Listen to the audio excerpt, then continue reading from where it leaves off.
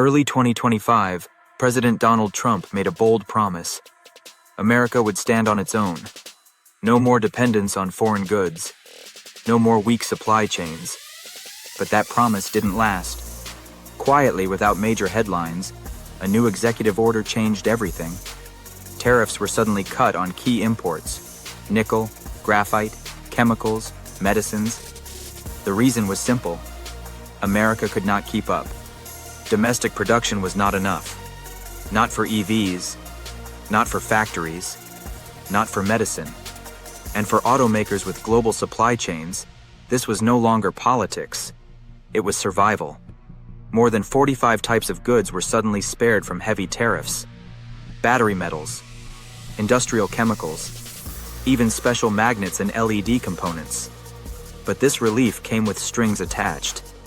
Only trusted partners would benefit. The European Union and Japan moved first. Deals were made. Access was granted. This wasn't a small policy update. This was a quiet admission that the US could not build the modern economy alone. And if this already sounds like a deep retreat, what comes next exposes an even bigger weakness. The real reason behind Trump's tariff shift is impossible to ignore. The US depends on imports to survive. America uses huge amounts of critical minerals, but produces very little of them.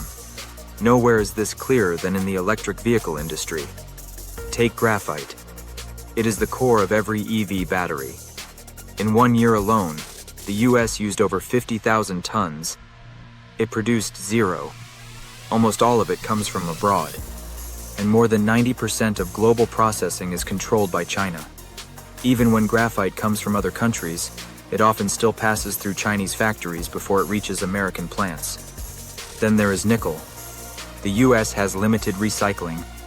One small mine in Michigan. But the real supply comes from Canada and Australia, and is processed overseas. Even gold and aluminum mined inside the US are not enough. Imports from Brazil, Jamaica, and others fill the gap. For automakers, this creates one brutal reality: tariffs can change overnight.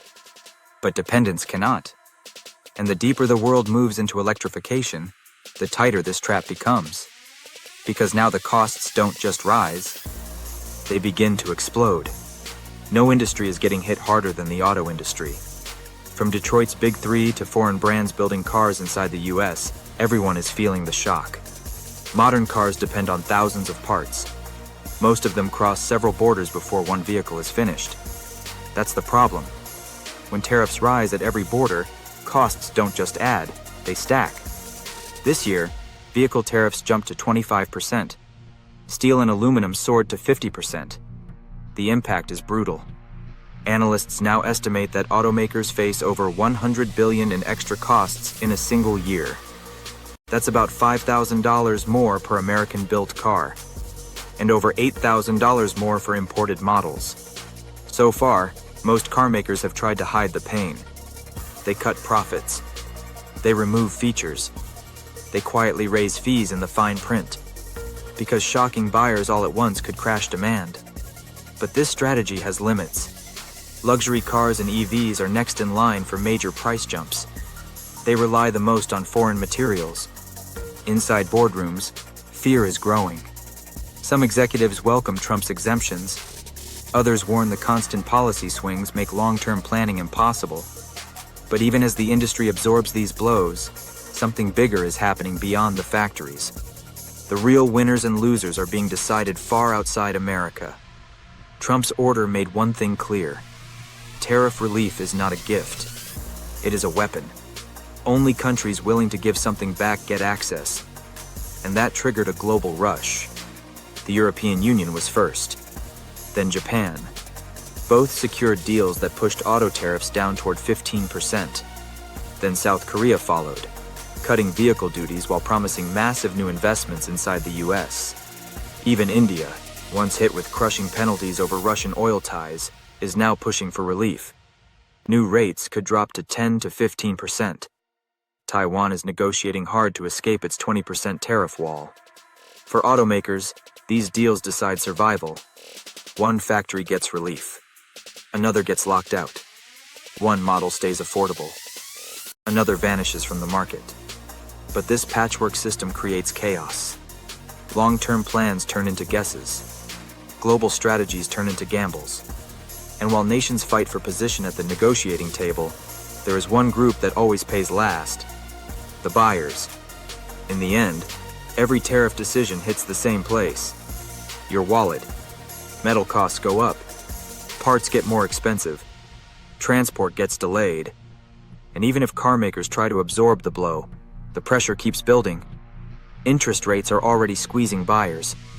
Now tariffs are pushing prices even higher. Some models are already drifting out of reach for average families. Others sit longer on waiting lists. Buyers face three hard choices: pay more, wait longer, or walk away. Automakers are trying to respond. Some expand US factories. Some push recycling. Some hunt for new suppliers. But supply chains built over 30 years cannot be rebuilt in 30 months. Every German sedan, every Japanese hybrid, every American truck using foreign parts is now tied to global trade politics. And with new trade investigations already forming around wind turbines, solar parts, and industrial tech, the uncertainty is only growing. The tariff U-turn bought time, but time is running fast. This policy reversal didn't erase the damage. It confirmed something deeper. Modern America cannot run without foreign materials. Cars, batteries, medicines, energy, all depend on global supply. Tariff exemptions may loosen the grip, but the system is still fragile. Until refining grows at home and long-term trade deals lock in, the ground stays unstable. Deal-protected supply chains will survive. Penalized ones will suffer. Some brands will stabilize. Others will swing wildly in price and availability. For buyers, the future now depends on three factors: where parts come from, which trade deals survive, and how fast US production can realistically scale. If those pieces fall into place, prices cool. Options return.